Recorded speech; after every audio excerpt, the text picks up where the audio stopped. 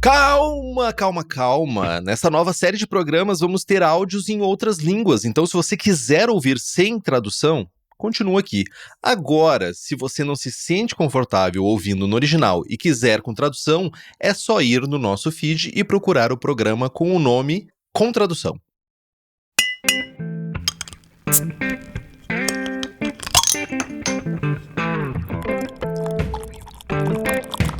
Hipacondríaca apresenta Surra de Lúpulo. Oi pessoal, bom dia, boa tarde, boa noite! Eu sou Ludmilla, mais conhecida no Instagram como Hipacondríaca. Ninguém há de contestar isso. E no programa de hoje, nós viajamos para mais um mercado que muitos apreciadores e apreciadoras de cerveja amam, mas que duvido que a gente conheça um pouco desse mercado no que diz respeito às vendas mesmo, assim, o tubarão. Halloy tem Henrique Boaventura e deveria ser belga condríaca. Oi pessoal, eu sou Bia Morim, mais uma vez aqui no Surra de Lúpulo. Muito prazer.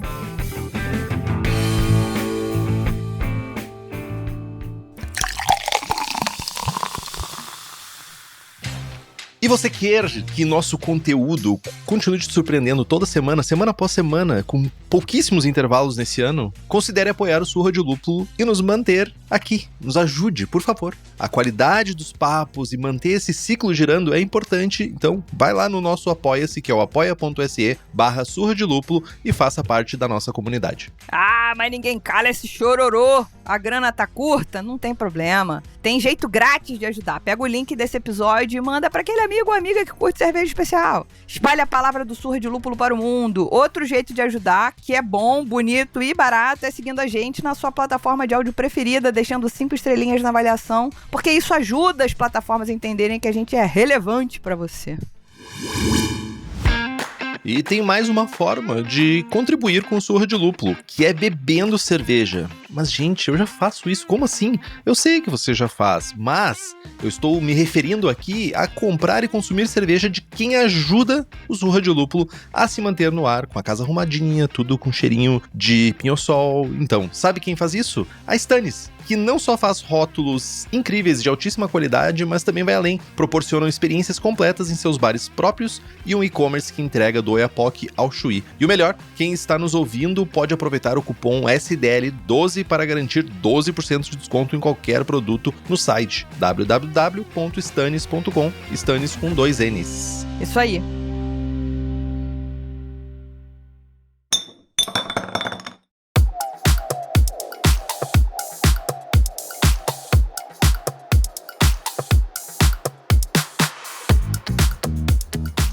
E aí, a gente entrou em contato com um dos responsáveis e fundadores do Brussels Beer Challenge, na Bélgica.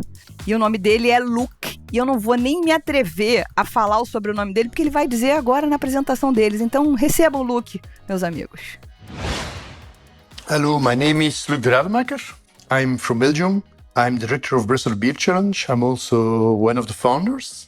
I'm a beer sommelier from Deumens and I work since more than 15 years in the brewery industry in Belgium. So I like to talk about Belgium, about Brussels Beer Challenge and about beer in general. So in Belgium we have tradition innovation, and in Belgium we always start with tradition. And of course Belgium is one of the leading brewing countries in the world, and we start always with tradition. But we also try to innovate, but we innovate from traditions, from our knowledge, from our savoir-faire, we say in Belgium. Bom, Henrique, a gente vai começando as perguntas pro Luc, que gentilmente nos respondeu de maneira um pouco lacônica. Ele respondeu.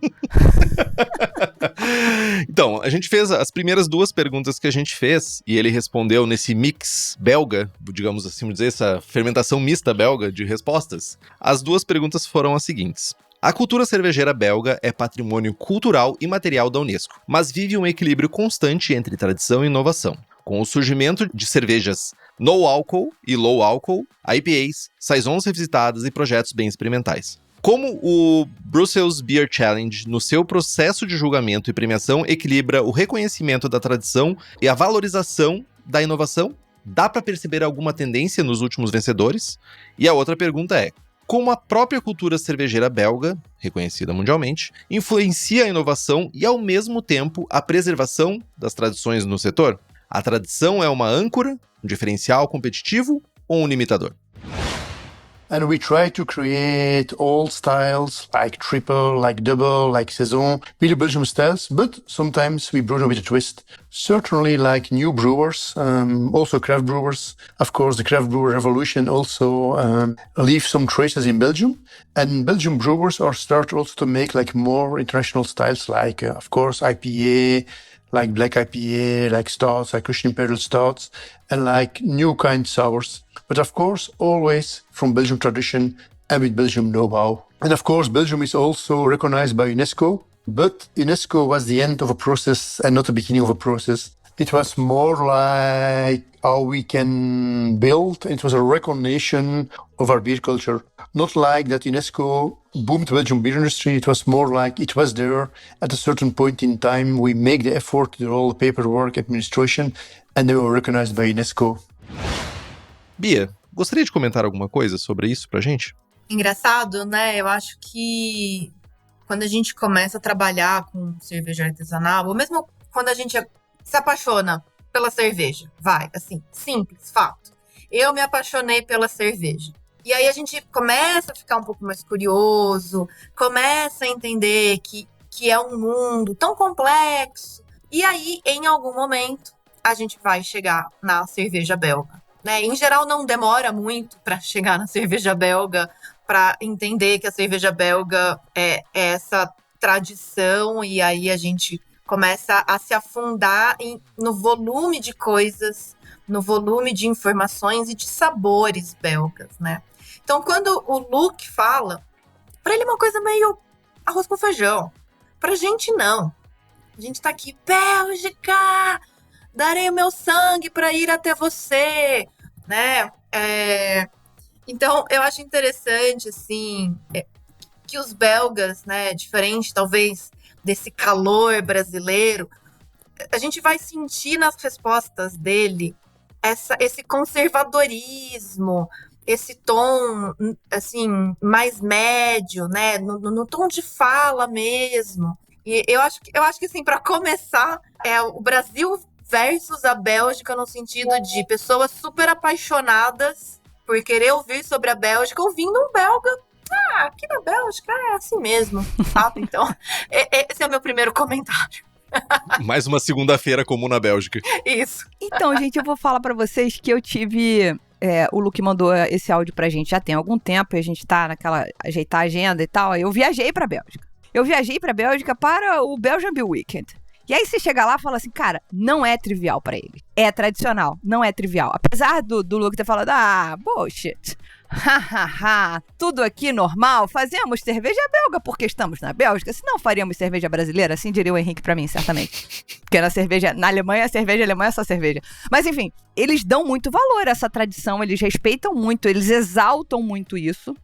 E ele dá uma demonstração que eles respeitam essa tradição, dizendo que, tipo assim, tá bom, a Unesco ajudou, mas olha só, é porque a gente é a gente. Então eles têm uma coisa de um respeito pela cerveja. É você chegar em restaurante, as primeiras 5 ou 6 páginas do cardápio são as cervejas. Depois vem a comida, e lá no final tem 3 garrafinhas de vinho que deve ser ruim. Então, sangue de boi.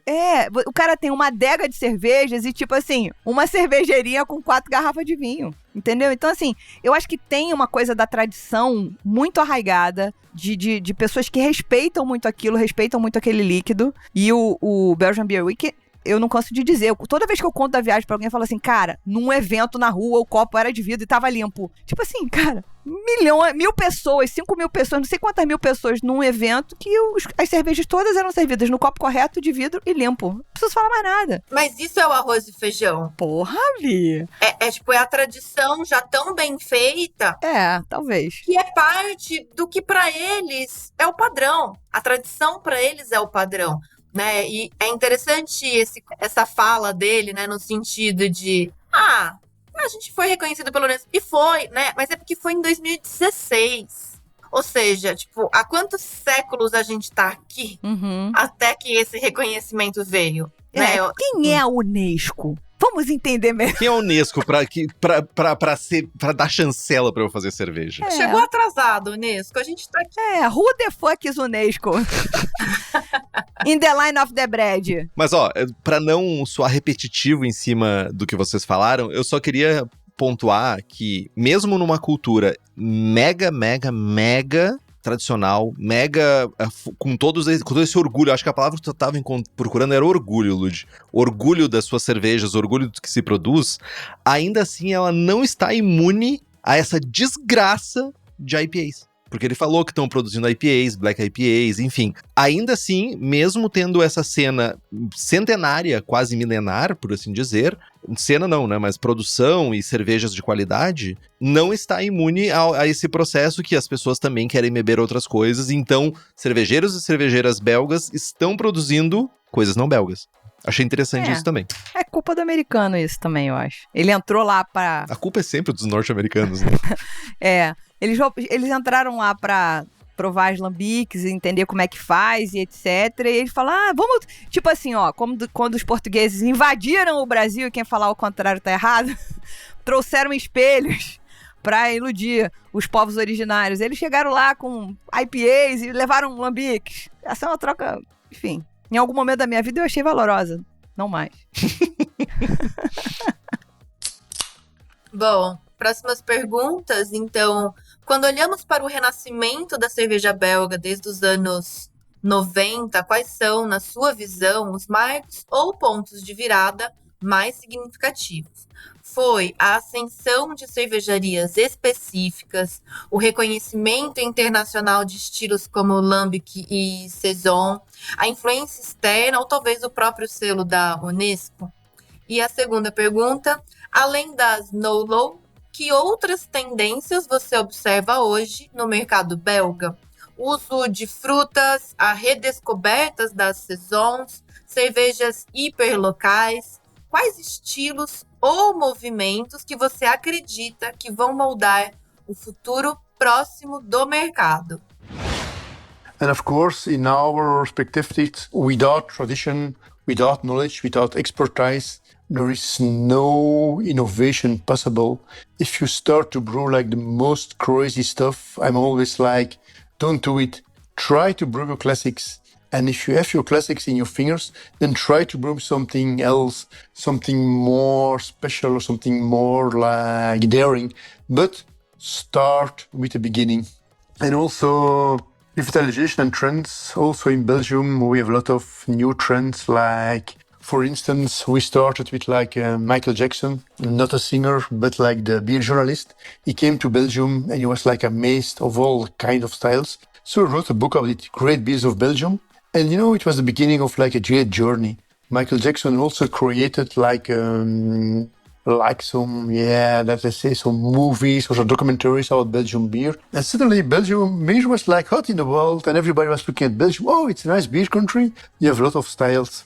But also in 1986, in Belgium, it was the year of the beer in Belgium. And also the government did a lot of promotion for Belgian brewers because also at the time, a lot of brewers were closing down, styles were disappearing, like the big players like ABIMEV, of course, but also others. They were buying like smaller breweries and they just like took the brands and then they closed the brewery and then they stopped brewing the brands, etc., etc. But there was like a revitalization. And of course, in the beginning of this century, craft beer revolution came to Belgium. And of course, the movement also wakened up some Belgian brewers. And also so young people opened breweries, craft breweries, of course, and they started to brew new styles.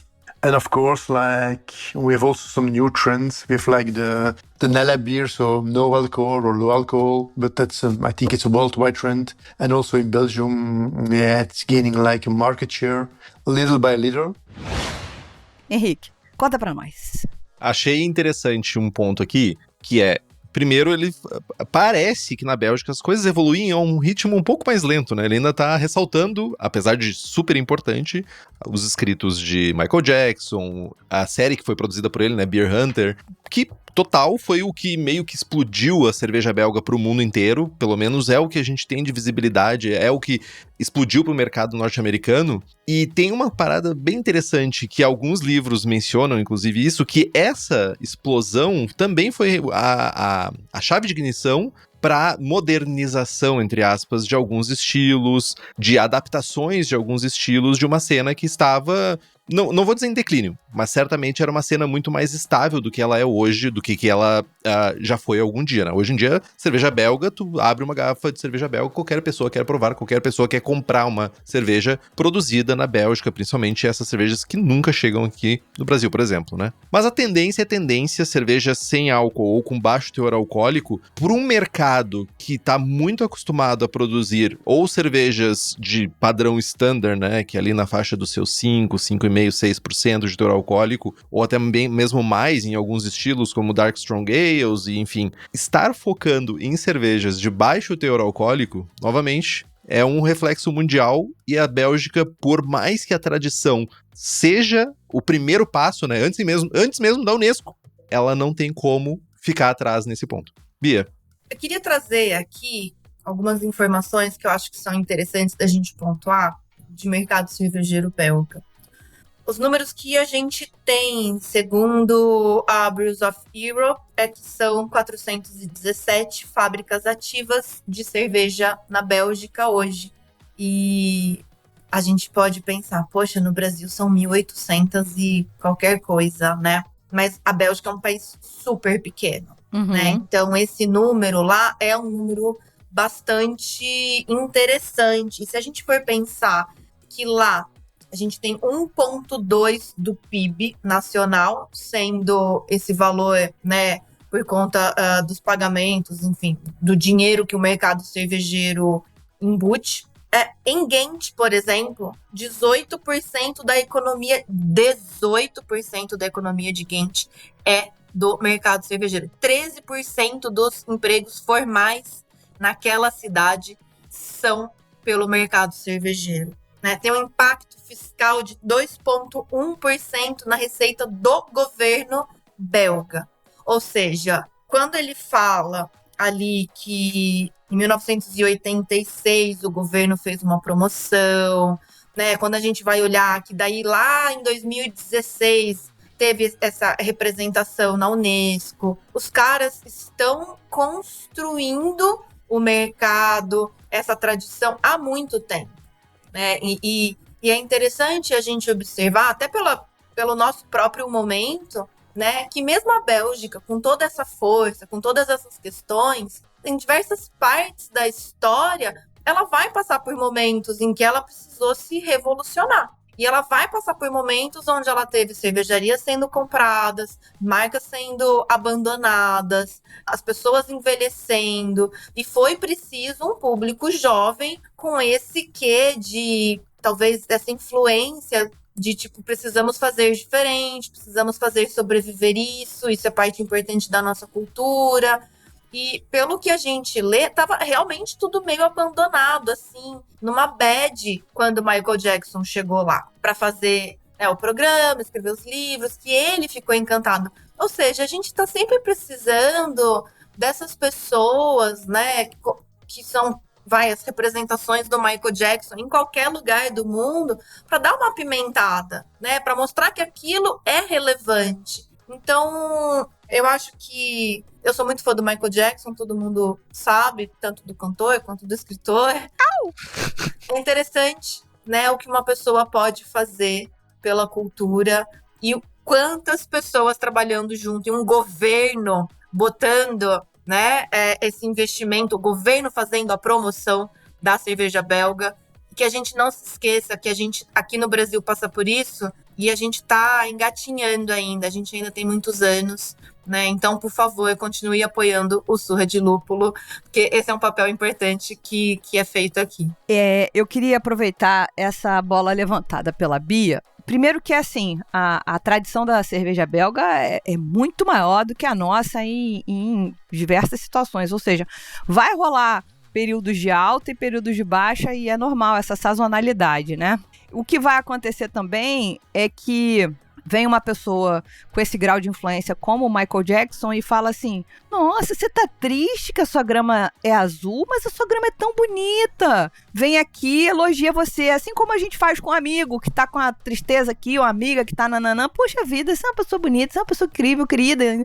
E aí, levanta essa moral e falou, a Bia, gente fina pra cacete. Ou o Henrique, porra, sabe tudo de cerveja, topzera. E aí quando você fala isso replica e etc. E foi um bocado do que aconteceu com a Bélgica. Agora, a gente fez um programa do Surra há algum tempo já, e a gente fez com um profissional que é relações internacionais, e ele falou um bocado sobre denominação de origem controlada, que isso, inclusive, é uma forma de proteger algumas bebidas, algumas comidas, algumas coisas, proteger e, ao mesmo tempo, promover. É proteger através da promoção. A gente precisava de um negócio desse aqui. Fosse para nossa cachaça, fosse para as cervejas produzidas aqui, enfim, é um pouco do que o governo belga fez lá atrás para falar assim, levanta, olha no espelho, você, guerreira, vai lá, guerreirinha. Quem é minha guerreira? Então acho que tem um pouco disso. E por último, mas não menos importante, o efeito de compra de cervejarias menores e para simplesmente fechá-las, a gente conhece isso, aconteceu, está acontecendo no nosso país, isso não é novidade. E, enfim, existe vida depois disso, né? A gente só precisa continuar continuando, porque quem vendeu tá feliz da vida, Brasil, vamos combinar? Então também não podemos ficar saudosista porque, fulano, acabou a cerveja tal. Gente, essa pessoa que vendeu tá muito feliz da vida. Faz o teu corre aí, entendeu? E vamos lá, deixa acontecer. Só um comentário rápido. Também a Bia trouxe alguns dados e trouxe principalmente uma data, né? A gente tá falando aí 86, 85. Tem um zeitgeist aí também, que é... Se a gente for voltar a alguns programas, quando a gente falou da Anchor, por exemplo, Lud, a gente tá falando também da expansão e popularização da craft, da cerveja craft norte-americana. Aí tu junta isso com um programa de televisão que a TV também estava se popularizando nos anos 80. Tipo, é uma engrenagem que gira, É um bust em cima de outro bust, né? Exatamente, que em outros momentos talvez isso não gerasse tanto impacto como gerou, mas aqui a gente tinha muita coisa acontecendo ao mesmo tempo. Então é também uma parada bem interessante a gente ter no nosso radar. É importante. Quando a gente fala de evolução da cerveja belga. Tá certo. Você é desses que gosta dessas cervejas inovadoras e disruptivas? Então se liga nessa dica. A Dogma acabou de soltar as cervejas do Dogma Lovers Club de outubro. Sim, estamos falando do clube de cervejas da Dogma, que envia todo mês rótulos inéditos e exclusivíssimos direto para sua casa. Esse mês, o clube conta com a Portenha, uma Hazy IPA feita com lúpulos patagônicos e 2 dry hoppings, trazendo uma explosão de aromas frutados. E para fechar, tem a incrível Cheesecake, uma sour com morango, framboesa, amora e baunilha que vai harmonizar super bem com sobremesas com frutas vermelhas e queijos cremosos. Aproveite para assinar agora e garantir essas delícias na sua casa. Os planos começam a partir de R$ 79,90 e o ouvinte do Surra de Lúpulo tem desconto de 7% usando o cupom SDL7. Corre lá!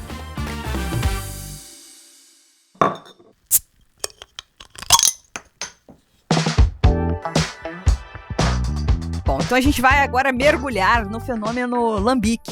O mundo vive um verdadeiro renascimento da alambique da Gills. Na sua visão, o que impulsionou essa redescoberta? E como você vê o futuro desses estilos únicos, especialmente em mercados que estão sempre buscando novidades, mas que também parecem estar valorizando cada vez mais a autenticidade? And of course, we have also lambic. Belgium is like lambic country. And at the end of the 90s, the lambic was almost done.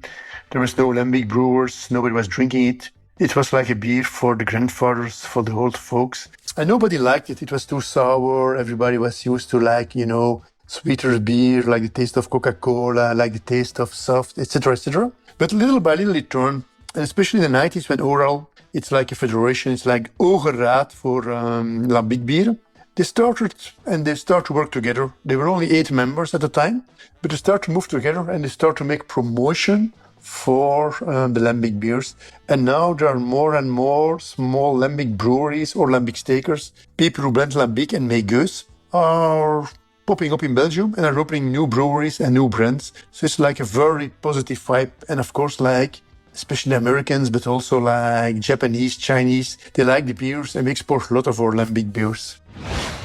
Focando um pouco no mercado asiático, o Japão, se eu não estou enganado, tem 2 Belgian Beer Weekends acontecendo por ano. Todo ano acontecem 2 Belgian Beer Weekends. Inclusive, um abraço pro Alan, que mora lá no Japão, que participa desses 2 eventos. E isso, por si só, já é uma demonstração de que, ao passo de que antes a gente fala que o mercado norte-americano talvez tenha sido a mola propulsora do mercado belga de cervejas, de revitalizar, de trazer novamente esse revival das cervejas belgas, talvez o mercado asiático seja o que está mantendo a continuidade disso hoje em dia. Como se fosse essa nova onda de craft, né? Essa busca por cervejas craft belgas no mercado asiático. Até porque, provavelmente, o mercado norte-americano, nesse quesito, já não tem mais muito onde crescer, porque já existe uma competição com cervejarias norte-americanas que produzem cervejas de fermentação espontânea, etc. Várias cervejarias, que eu não preciso citar o nome aqui, que não necessariamente fazem lambics, mas que têm bons produtos para ser consumidos locais. Então, é um ponto legal de se pensar que talvez há 50 anos atrás, os Estados Unidos tinham esse papel de que o que vai crescer vai passar por aqui, e que hoje em dia talvez isso esteja mudando. E aí, Bia? Interessante, que eu queria trazer sobre a Lambic, obviamente, o livro do Ralph Mertz. Eu quero ler. Que é um livro de 400 páginas, maravilhoso. Eu tenho a versão completa autografada e tenho a versão folhetinho traduzida pela Pricolares, As 7 Faces da Lambic. E quando eu li o livro, eu fiquei meio impressionada. E eu acho que a gente tem essa coisa da Bélgica tão mítica, né? E uma das coisas que ele vai trazer, que é muito interessante, primeiro, que a Bélgica, ela tem a sua independência em 1830. Ou seja, tem, assim como todos os países, né? Até a gente faz esse olhar no Sommeleria Pindorama também pela Beberu, é entender, assim, o que era a Bélgica antes de 1830, né? O que o Ralph vai falar nesse livro também, ele vai desmistificar as questões históricas, e ele vai dizer que os próprios belgas contavam mitos sobre a sua própria cerveja, porque eles mesmos não sabiam exatamente a história da Lambic da Gueuze. Ele vai citar Michael Jackson, falando que também foi um dos personagens a fazer, né, esse levante, né, que você estava falando, né, Henrique, de levar isso, né, para os outros lugares, que já estava uma coisa de vovô, ou seja, uma cerveja que era super de luxo, uma cerveja que era super bacanuda em determinada época, depois ela se torna talvez não tão importante e depois ela vai ser revivida, e que a gente ficou contando mitos em cima dela, tentando talvez florear, e conseguiu, mas ao mesmo tempo, a que custo? Ou seja, quanto que a gente que estuda cerveja tem que continuar a procurar estudando. Eu gosto talvez mais da história da Lambic da Gueuze do que a própria cerveja. Eu gosto. Mas é isso. Não é uma cerveja de paladar fácil. Mas é uma cerveja que eu acho que é obrigatória para quem estuda cerveja. Não é uma questão de gosto, é uma questão de composição profissional, né? Então, o meu comentário em cima disso existem muitos mitos, a gente sabe, vocês quase que semanalmente estão derrubando mitos por aqui. As histórias são absurdamente interessantes e as proporções, né, e para onde elas vão. O mercado asiático gosta de sabores azedos, talvez muito mais do que a gente, que tem esse calor infernal chegando, porque o verão tá aí, né, meus amigos? Do meu lado aqui, eu acho que o comentário vai um pouco nesse lugar da parte asiática. Eles estão em busca de sabores que são mais fora da caixinha, porque também na culinária já tem uma questão de sabor completamente diferente do que aquilo que a gente consome aqui. Também tem um respeito pela tradição muito arraigado na própria cultura, ou seja, talvez olhe a Lambic também dessa maneira, né, como uma coisa culturalmente antiga, a ser respeitada, a ser preservada e por isso a ser consumida. os chineses, eles estão querendo viver o mundo, mesmo sem poder sair demais da China, ou, sabe, eles querem... Então tá, se a gente não tem tanta liberdade para sair, que isso venha para cá de alguma maneira. Então eles são um mercado que ninguém pode ignorar, não tem jeito. E ao mesmo tempo, eu tive no Tour de Gueuse ano passado, e é muito legal, uma cena muito efervescente, é uma cena muito jovem. Henrique fazendo uma séria pilha aqui, jogando dinheiro para cima. Vamos entrar agora no AliExpress e comprar uma máquina aquela de atirar notinhas de dinheiro. Mas, enfim, eu acho que, assim, é uma cena muito jovem, apesar de terem cervejarias super tradicionais. Inclusive, estou com a camiseta da Timmermans nesse momento. Super tradicionais, etc. Mas tem cervejarias muito novas, que estão produzindo coisas muito novas e relançando e recolocando no mapa o que significa alambique atual na Bélgica, né? Tem uma nostalgia, Lud? Você acha que nessa sua viagem... A nostalgia tá muito na moda, né? Eu acho que em vários lugares, né? Essa coisa quase que do ser offline, assim. É uma forma da gente se renovar, mas...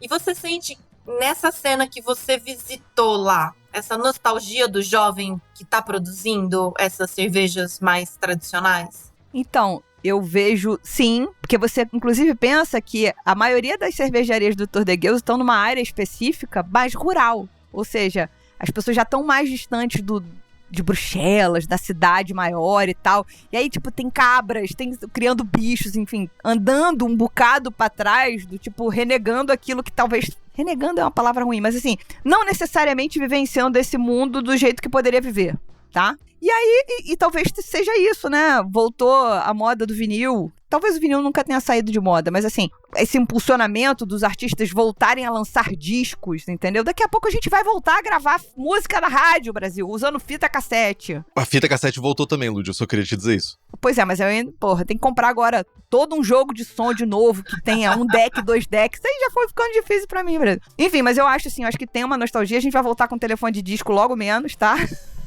Gente, eu sou a favor total disso. Só uma coisa importante, antes que as pessoas fiquem pensando, a gente já levantou essa bola na gravação sobre a Hoegaarden. A Bélgica tem em 3 horas tu cruza ela de ponta a ponta. Então quando a gente fala assim, a pessoa tá distante de Bruxelas, é tipo, daqui até Porto Alegre. É 1 horinha de trem, um trem bom que vai te levar até lá. Então, afastado pero não mútil. Não, você tem razão. Não, eu só quis ressaltar, porque a gente falou várias vezes sobre o tamanho da Bélgica, sobre cidades, e não é... Eu concordo contigo. É literal. Mas as distâncias europeias são curtas. Menores do que as distâncias brasileiras. Se a gente for para pensar, eu tava levantando aqui, são 11,8 milhões de habitantes. O Brasil tem 220 no baixo, assim, entendeu? É muito menos gente pra gente. E essa comparação que a Bia fez no começo de temos 1.800 cervejarias, eles têm 400, gente, 400 é muito mais proporcionalmente, entendeu? Ou seja, é um mercado muito competitivo também. E é um mercado que todo mundo bebe muito, muita gente, enfim. Só aproveitando esse gancho para trazer ainda alguns números, o consumo deles é muito estável, assim como a produção. Uma coisa que diminuiu muito ao longo dos anos, entre 2018 e 2023, foi a importação de cerveja. E eles aumentaram a exportação de cerveja. Ou seja, também, cada vez que a gente olha para a Bélgica com essa questão dos dados, né? É lembrar que eles são tão relevantes no mercado cervejeiro como aqui no Brasil a gente chama de escola cervejeira, né? Mas como uma nação cervejeira, que eles produzem muito mais cerveja do que eles próprios podem consumir, né? Então, eles estão enviando Ásia, o que a gente viu agora, né? Um volume grande, mas de forma geral, estilos para o mundo inteiro, né? Total. Próxima pergunta. Bruxelas, por exemplo, abriga cervejarias com propostas bem diferentes, como a Brasserie de la Seine, que valoriza a tradição e a drinkability, e a Brussels Beer Project, totalmente focada na inovação e na cocriação. Como essa diversidade ajuda a manter a relevância do país no mercado global? But also we have like new beers, like of course like the Brussels Beer Project, like Brasserie de la Seine. They are young people. There are young breweries and are creating like more trends. And of course, the Brussels Beer Assurance is also boosting the Belgian beer industry. Every year we organize the Brussels Beer Challenge. And of course, a lot of Belgium Brewers Center beers. And of course, if the beers get awarded, it gets recognition in the world. And every year, the brewers are very, nervous, happy, proud when they win a prize, because it's boosting not only their beer, but it's boosting the Belgian beer culture. Of course, if Belgian brewer wins a triple with a golden award in the triple style, it's normal. But if a Belgian brewer wins a gold medal in West Coast IPA, everybody's very, very, very happy and very, very proud. Lud, Olha que loucura, não, Brasil? Se você é um belga e ganha numa triple, tá bom, era mais do que sua obrigação, menino. Agora, se você ganha numa West Coast tipo, uau, mami, você arrasou muito, parabéns, congrats. É isso, são cenas diferentes e que estão em pontos de valorização diferentes. É meio que você tem que ganhar o ouro sempre naquilo que é a categoria origem do teu país e seguir na dominação, né? E é um concurso que também as cervejas brasileiras de vez em quando querem arriscar e mandar cervejas e rótulos porque é um referendo, né, gente? Porque tá competindo com cervejas belgas de alta qualidade. As próprias dos estilos que são naturais da Bélgica e também essas que agora eles se arvoram a fazer e que daqui a pouco estão fazendo melhor do que todo mundo. Tantã! Momentos de tensão. Então eu acho que voltamos ao look meio barrista, né? Tipo, tem que ganhar ouro naquilo que é nosso e quando eles ganham numa coisa que é fora, a gente entende que tá indo pelo caminho certo. Esse projeto do Brussels Beer Project é um projeto super bacana e é interessante, né? Porque a gente quer ver a tradição, eu quero viajar para ver a história, né? Eu quero passar o dedo em algum lugar lá da Cantillon e tipo, meu Deus, olha quanta história tem nesse pozinho nos meus dedos. Mas é tão bacana, né? Os jovens também poderem sair desse lugar do quadrado. Então eu só posso fazer esses estilos. E ele quer ser um tanto quanto revolucionário, né? Ele quer também mostrar o quanto que ele, com tudo que ele aprendeu na tradição, ele consegue inovar, né? E revolucionar. Então eu acho que esse projeto é bacana. Eu passei pela Bélgica e eu acho que me faltou provar coisas um tanto quanto mais contemporâneas, assim. Com relação ao concurso, assim, já é também um concurso que sempre foi muito respeitado no Brasil, e o que você falou, né, Lud? Assim, a gente, quando, né, do Brasil manda uma cerveja para lá, tá competindo com os grandes, né? Tá competindo, acho que numa prateleira super alta, e aí ganhar um prêmio, né? Ainda mais uma cerveja que teve que viajar até lá, né? Total. Mas é muito bacana, assim. Acho que a gente vem aprendendo muito com eles, tanto na questão de concurso, quanto na questão dessas formas de, tipo, quando eu estiver fazendo muito bem o tradicional, aí eu posso inovar um pouco mais. Eu vou me abster de dar minha opinião porque eu não gosto de jovem. Então, basicamente é isso. Eu não quero dar palco pra jovens. Tá bom, tá certo, então. Bia, quando você falou de passar o dedo, assim, olha quanta história vem aqui. Lá em casa, meu pai falava, olha que poeira que tá aqui. Mas tudo bem. Não, poetisa. Só, a diferença é o lugar que você está. Na sua casa ou na Bélgica? É verdade, mas se eu tivesse uma casa na Bélgica, eu poderia falar assim, olha quanta história tem aqui. Olha, veja só esse inóculo de lambique aqui no meu dedo.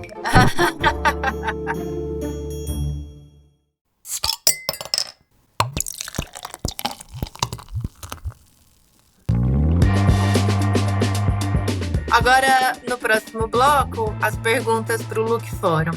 Desde a sua primeira edição, em 2012, como o Brussels Beer Challenge evoluiu? Quais foram as maiores mudanças que você percebeu nos estilos inscritos, no perfil dos participantes e nos próprios critérios de julgamento? E a outra pergunta. Olhando para os próximos 5 a 10 anos, qual é a sua visão sobre o futuro do mercado cervejeiro belga e o papel do Brussels Beer Challenge nesse cenário? Quais são as maiores oportunidades e ameaças que você enxerga para esse setor tão icônico? And of course, the role of Brussels Beer Challenge. Yeah, we founded it in 2012. It seems like ages ago, but it feels like yesterday. We started we went to do 3 things. First of all, create a fair competition among all breweries in the world. Secondly, create a marketing tool when brewers are winning. they can like use the tool to market their beers and to put in, like say, to sell more beers, of course, and to say like to the world, hey, I'm brewing good beer. And the third, if you see a seal of Bristol Beer Challenge as a consumer, you know that the quality within the bottle will be good. Of course, if you're buying a bottle of stout, gold medal from Bristol Beer Challenge, and you don't like stout as style, you won't like the beer, but the quality will be awesome. I'm very, very, very, very sure. And of course, every year we are trying to, improve the style guidelines. We try to improve the procedures. And every year we're getting better and better and better. Even in the beginning, we take big steps. Now we do small steps. But every year we try to improve the competition. We try to improve our process. And we are inviting breweries and judges from all over the world. The breweries who send their beers to Belgium, the judges come to Belgium, try the beers in the morning, in the afternoon. We show the judges the Belgian beer culture. We visit like breweries, like malteries, we go to restaurants and we show them what's Belgium about, what's Belgian beer about. And I'm looking forward to the next 10 years. I don't have a crystal ball, but I will try. I think for the coming 5 years, I think we have to stabilize our business, that we are trying to find like some stability. Not only Belgium, in the global world, there is war, there is like, with election of Trump, there are some troubles in the world, like the world is moving, I'm not sure it's moving in the right direction. Only there are also a lot of people, they don't like to drink alcohol for health reasons or religious reasons. The government try to limit alcohol consumption, especially in Western Europe. So there are some challenges, but in the end of the day, I believe we will find a solution. In 5 to 6 years, the world will be a better place.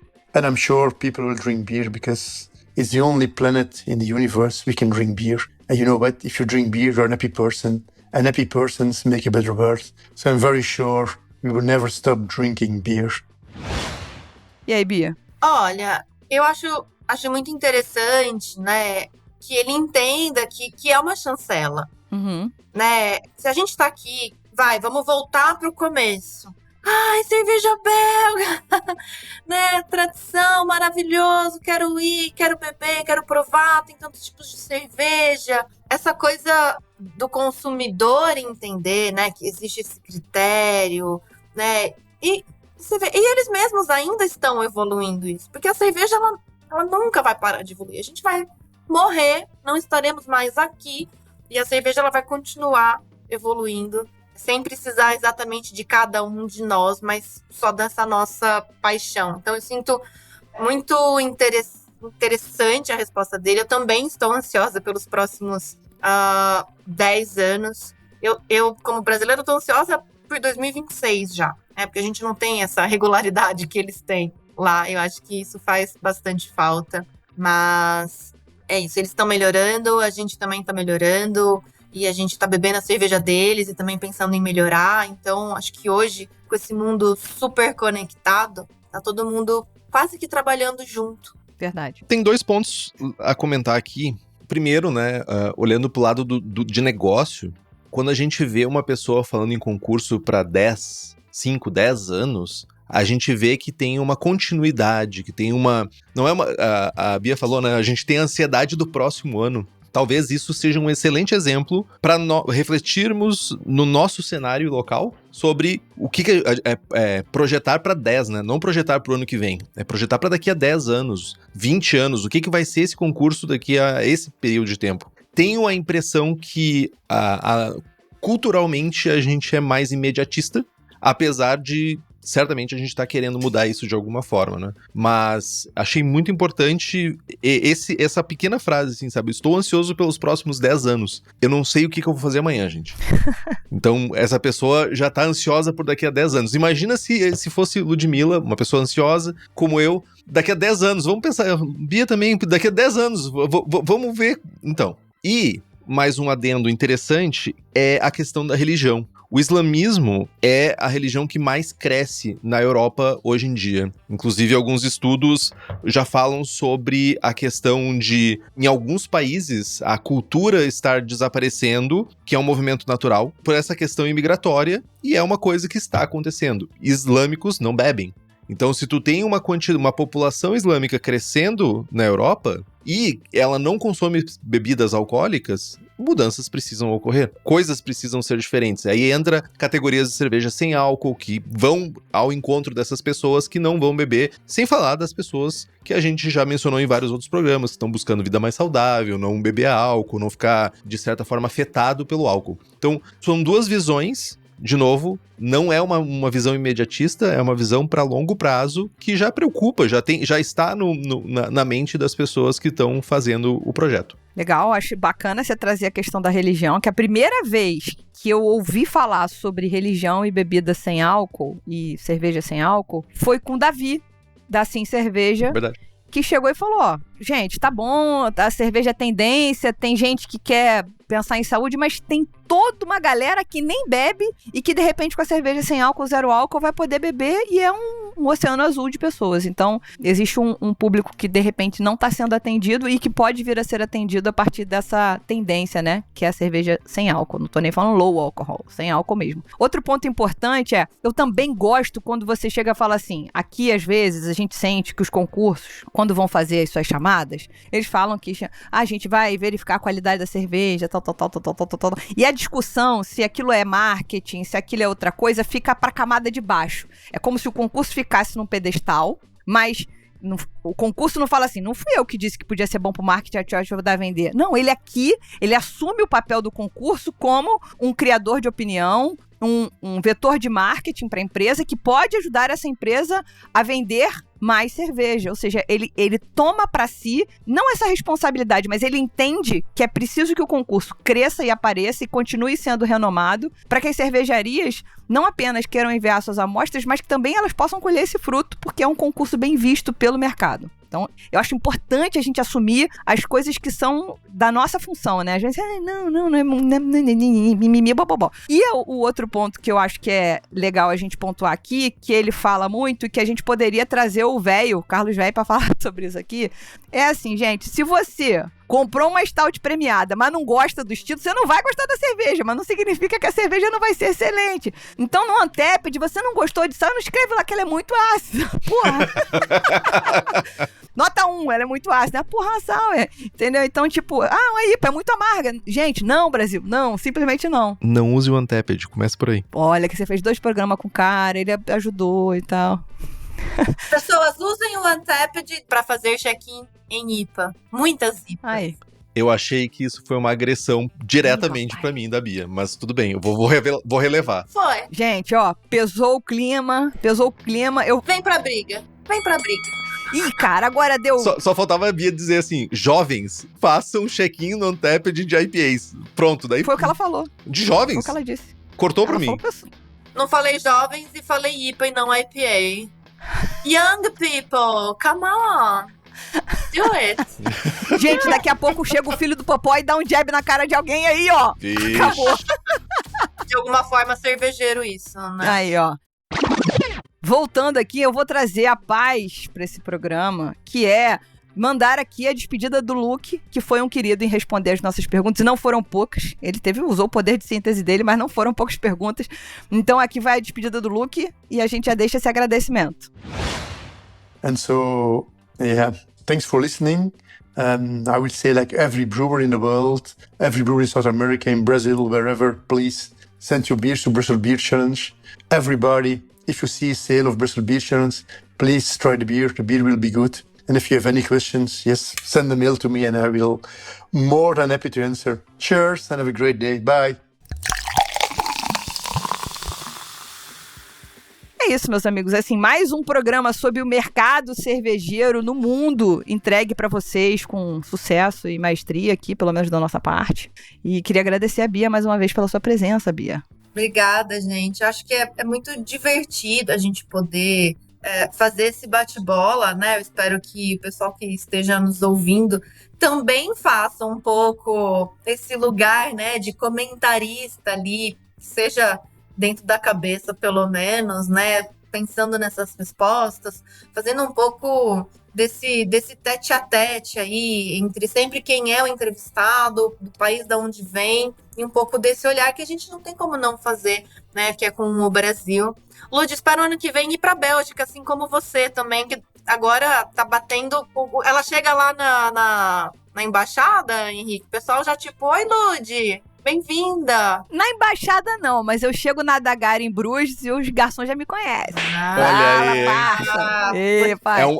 É um caso de aquele passaporte que tem apêndice, né? Tipo...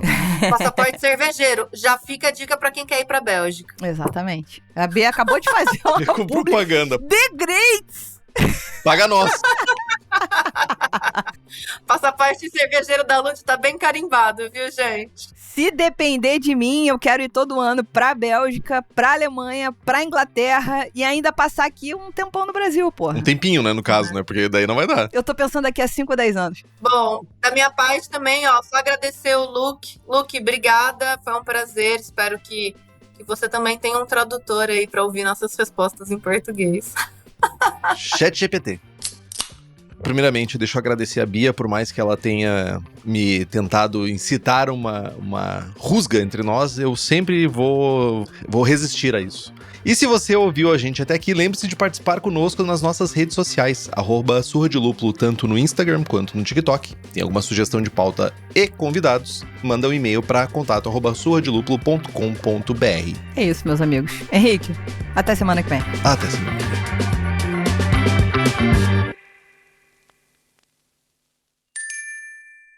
Beba local, beba com moderação. Este podcast é produzido pela BAC Produções e Comunicação e está disponível no Spotify, YouTube ou na sua plataforma de áudio preferida. Na nossa equipe, contamos com a colaboração de Henrique Boaventura, Ludmila Almeida, Gabriel Gurian, apresentação, redação, blog, e Rubem Geis na edição.